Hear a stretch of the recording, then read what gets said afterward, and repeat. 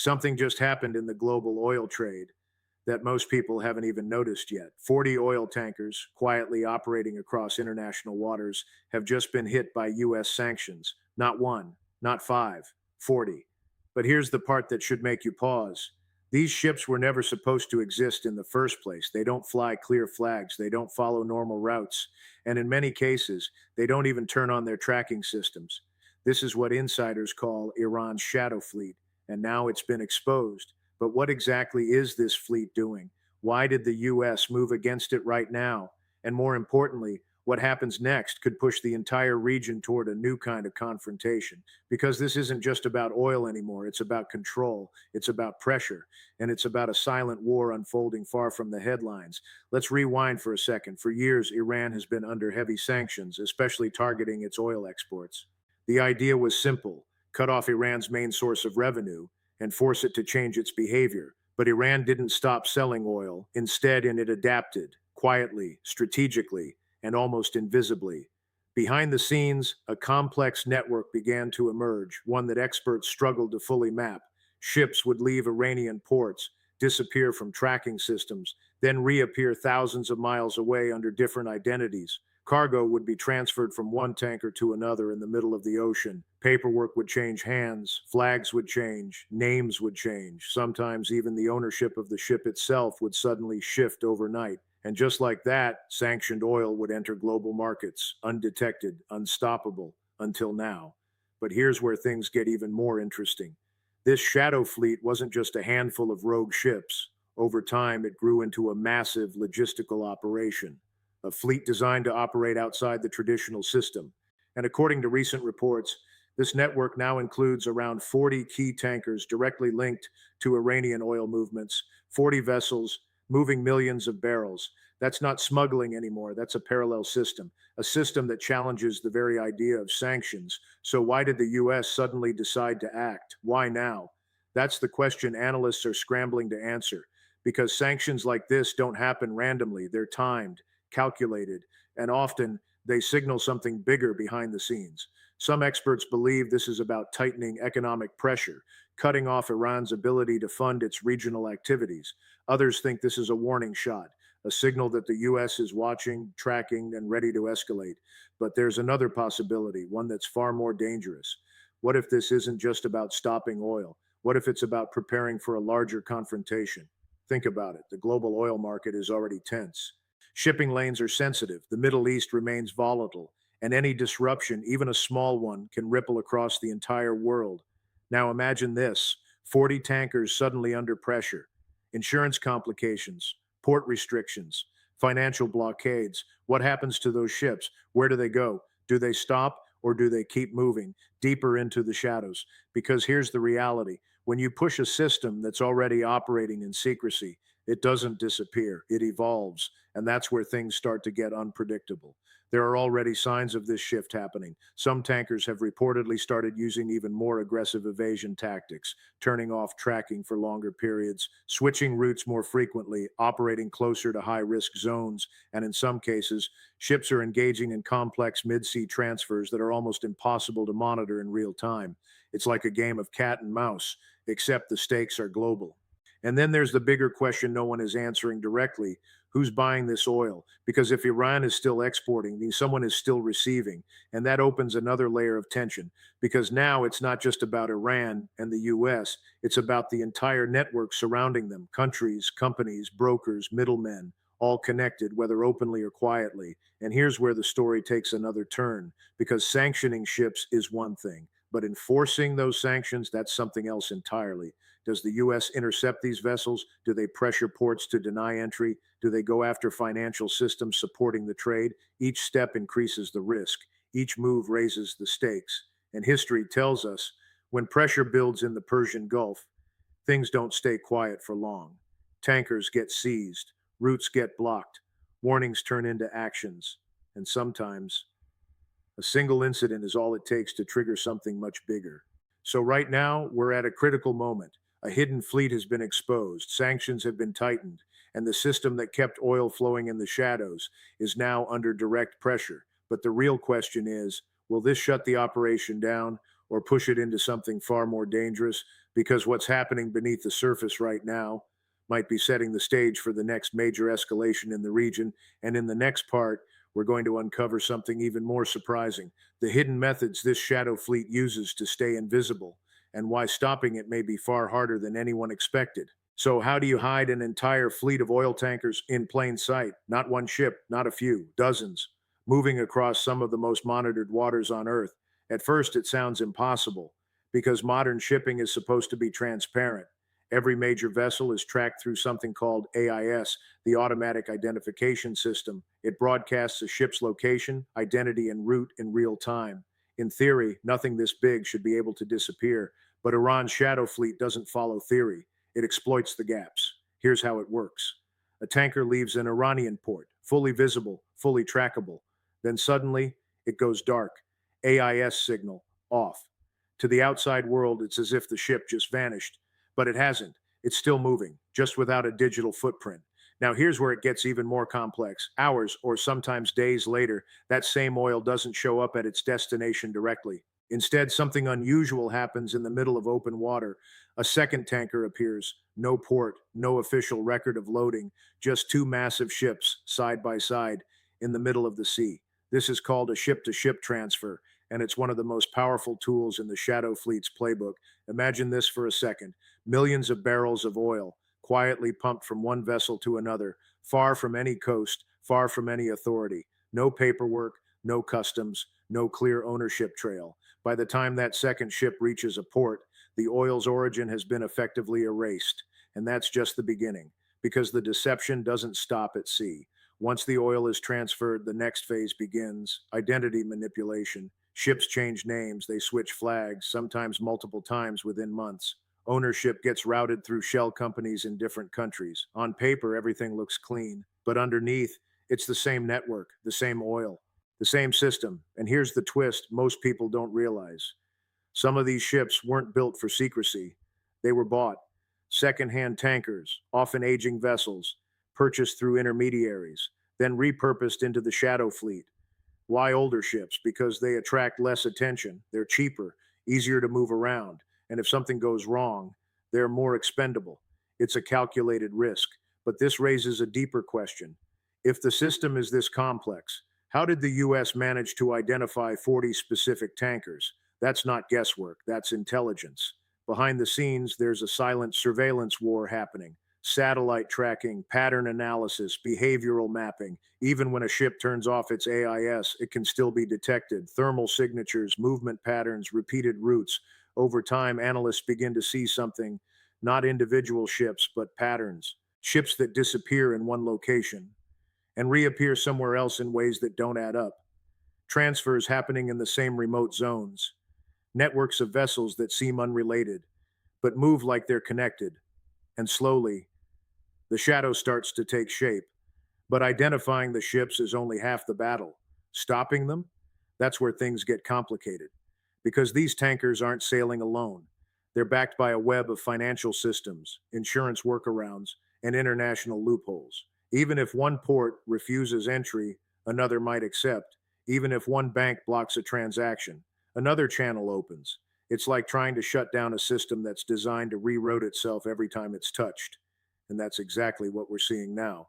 Since the sanctions were announced, there are early signals that parts of the fleet are already adapting. Some ships are reportedly taking longer routes, avoiding high surveillance zones. Others are clustering in regions where enforcement is weaker, and a few have gone completely off the grid: no signal, no sightings, nothing, which leads to a chilling possibility: not that the fleet is shrinking, but that parts of it are becoming even harder to track.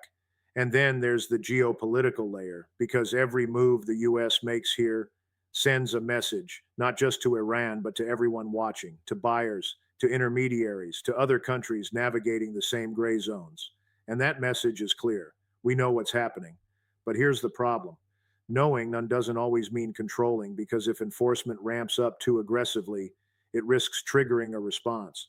And that response may not be economic. We've seen this before. Tensions in key waterways like the Strait of Hormuz don't stay theoretical for long. All it takes is one interception, one confrontation at sea, one miscalculation, and suddenly what started as financial pressure turns into a physical standoff. And here's where things take another turn. Because some analysts believe this shadow fleet isn't just about evading sanctions anymore. It's about leverage, strategic leverage, the ability to keep oil flowing no matter what restrictions are imposed, a kind of economic resilience.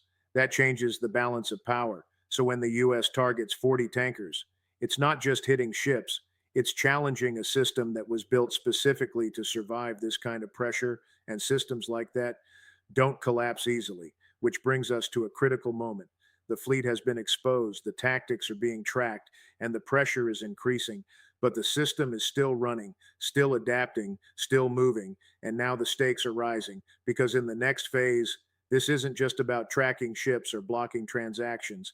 It's about what happens when both sides start pushing harder, when economic pressure meets strategic resistance, when silent operations collide with open confrontation. And in the next part, we're going to explore the scenarios that could unfold from here, including the one outcome that could turn this shadow war into a real one. What happens when a shadow system refuses to shut down? You don't get compliance, you get escalation. And right now, that's exactly where this situation is heading. Because the US didn't just sanction ships, it challenged a system built to survive pressure. And systems like that don't back down quietly. They adapt, they harden, and sometimes they push back. Let's talk about what that pushback could look like, not hypothetically, but based on patterns we've already seen in the region. Scenario one, the silent surge. At first glance, everything looks normal. Oil markets remain stable. Shipping lanes stay open. No headlines, no panic. But beneath the surface, the shadow fleet doesn't shrink. It expands. New ships quietly enter the network. More aggressive evasion tactics are deployed. AIS blackouts become longer. Routes become more unpredictable. And suddenly, the very system meant to control Iran's oil exports starts losing visibility again. This is the paradox. The harder you squeeze a shadow system, Dixie, the more it disappears. And if that happens, the US doesn't gain control, it loses it. But then comes scenario two, the financial choke point instead of chasing ships. The pressure shifts to money, banks, insurance firms, maritime service providers. Anyone connected, even indirectly, to these tankers becomes a target. This is where things start to hurt because without insurance, ships struggle to dock. Without financial channels, payments stall. Without legal coverage, ports become risky. At this stage, you don't need to stop the ships. You make it impossible for them to operate. And for a moment, it works. Routes slow down. Deliveries get delayed. Some vessels hesitate. But here's the catch. Desperation creates innovation. Alternative payment systems begin to appear, barter deals, off ledger transactions, new intermediaries stepping into the shadows, and suddenly the system evolves again, more fragmented, more hidden, more unpredictable. Now we move into scenario three, the maritime flashpoint. This is where things stop being quiet because at some point, pressure meets resistance physically. Imagine this, a sanctioned tanker approaches a key shipping lane. A US aligned force moves to intercept, not attack, not seize, just inspect, just enforce. But in waters like the Persian Gulf, there's no such thing as a routine encounter. Tensions spike instantly. Radio warnings are exchanged. Naval vessels move closer. Air support circles overhead. And in that moment, everything becomes fragile. One wrong move, one misunderstood signal, and suddenly, the situation escalates beyond control. We've seen versions of this before, tankers seized, drones shot down, military assets repositioned overnight, each incident small on its own. But together, they build momentum, and momentum is dangerous because once it starts, it doesn't slow down easily. Now consider scenario four, the regional ripple effect. Because this isn't just about Iran and the US, other players are watching closely. Some rely on these oil flows, others benefit from the disruption, and a few are ready to step in if the balance shifts. If the shadow fleet gets squeezed too hard, oil prices could react, not gradually, suddenly. Spikes, volatility, uncertainty, and that affects everything: global markets, energy security, political decisions. Now imagine multiple regions reacting at once, alternative suppliers ramping up production, shipping routes being recalculated, strategic reserves being considered, all because 40 ships were sanctioned. But here's the part most people overlook. This isn't just about oil anymore. It's about control of movement. Who gets to ship, who gets to sell, who gets to decide what flows and what doesn't. And Iran's shadow fleet represents something bigger than just evasion. It represents a challenge to that control, a proof that systems can be bypassed, that pressure can be resisted, which is exactly why this moment matters. Because the next steps on both sides will define what happens next. Does the U.S. increase enforcement? Do they risk direct encounters at sea? Do they tighten the net even further? Or does Iran escalate in its own way? More ships, more secrecy, more risk? Because here's the reality no one is saying out loud. We are moving from a hidden conflict towards something much more visible and much more dangerous.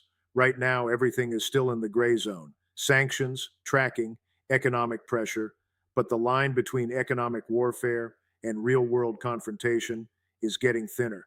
And if that line is crossed, even accidentally, the consequences won't stay contained because all it takes is one moment, one incident, one decision made under pressure. And suddenly, this isn't about a shadow fleet anymore. It's about a region on edge, a global system reacting, and a conflict that no longer stays hidden. And in the final part, we're going to confront the biggest question of all. Where does this lead? Because the outcome of this situation could reshape not just the Middle East, but the entire global balance of power. So, where does this go from here? Right now, everything is still moving in the shadows ships rerouting, signals disappearing, deals happening quietly behind closed doors. But history tells us something important. Shadow conflicts don't stay in the shadows forever. At some point, pressure forces them into the light. And when that happens, the consequences are never small. Let's break down the paths ahead because what happens next isn't just one outcome, it's a set of possibilities, each more intense than the last. Outcome one controlled pressure. In this scenario, the U.S. keeps tightening sanctions, but carefully. No direct confrontation, no aggressive interception, just steady pressure on shipping networks, financial systems, and global partners. On the surface, it looks stable. Markets adjust, routes shift. The shadow fleet keeps operating, but with more friction. But underneath, the tension doesn't disappear. It builds because Iran doesn't stop, it adapts again. New vessels enter the network. More complex evasion tactics emerge. The system becomes even harder to track. So, what do you get?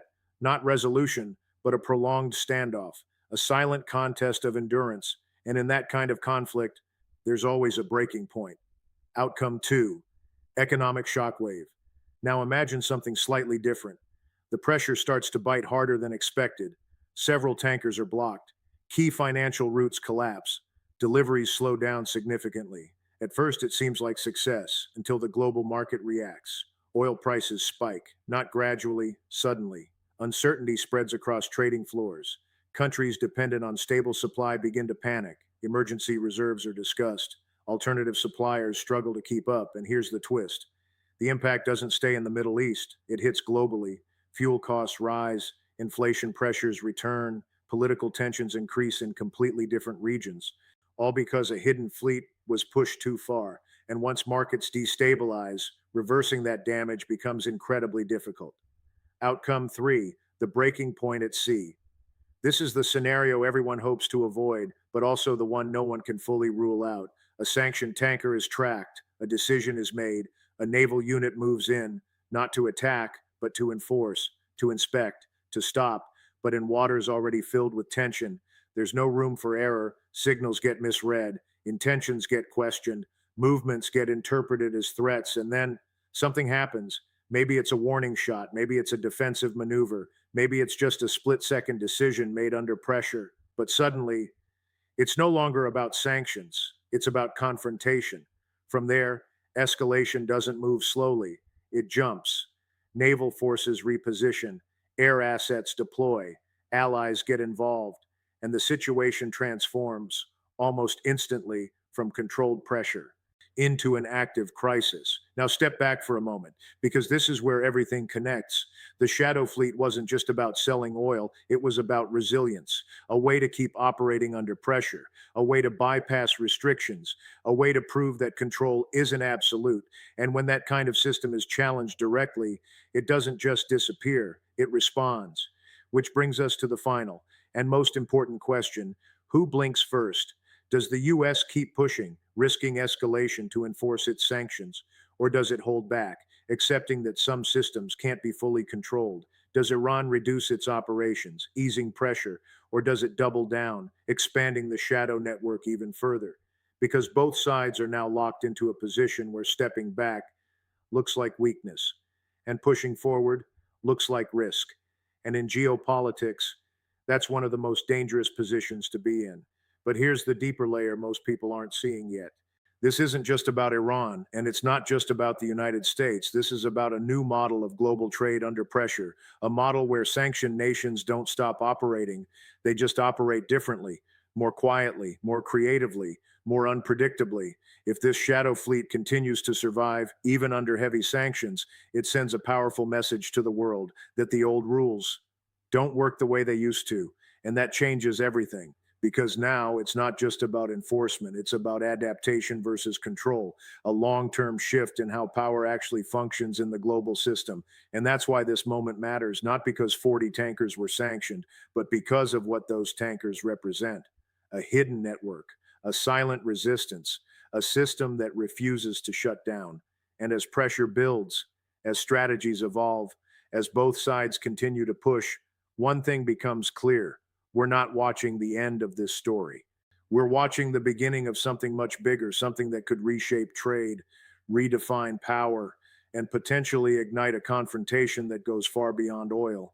So the next time you hear about sanctions, or a tanker disappearing from radar, or tensions rising in distant waters, remember this moment, because right now, behind the scenes, a shadow war is unfolding, and it's getting harder to keep it hidden.